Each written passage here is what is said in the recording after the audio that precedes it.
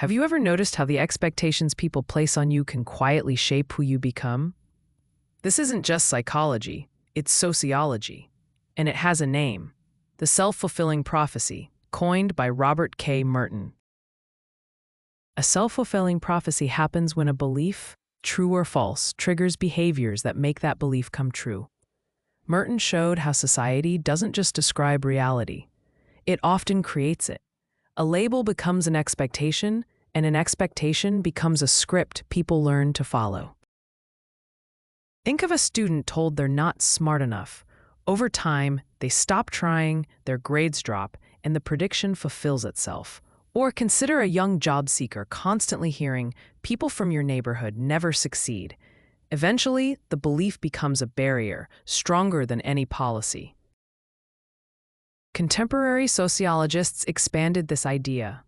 Howard Becker's labeling theory argues that once society labels someone deviant, genius, at risk, institutions treat them accordingly, shaping their future opportunities. Irving Goffman explains how people perform identities based on how others see them, sometimes accepting roles imposed on them. Anthony Giddens adds that modern systems embed expectations into everyday routines: schools, workplaces, policing, creating cycles of outcomes that reinforce stereotypes.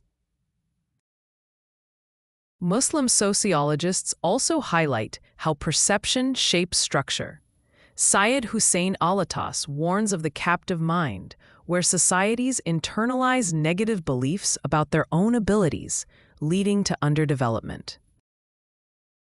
Ali Shariati emphasizes how oppressed groups often internalize societal narratives, limiting their own potential until those narratives are challenged. Abdelwahab El-Affendi notes how political expectations, such as assuming certain groups are unruly or incapable, produce distrust and marginalization that feed back into social realities. Real-life examples are everywhere. A manager assumes a new immigrant employee will struggle, so they never offer training. Eventually, the employee underperforms.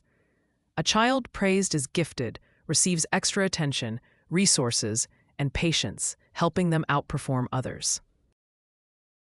A community labeled dangerous gets more policing, less investment, and fewer opportunities, creating the very conditions used to justify the label.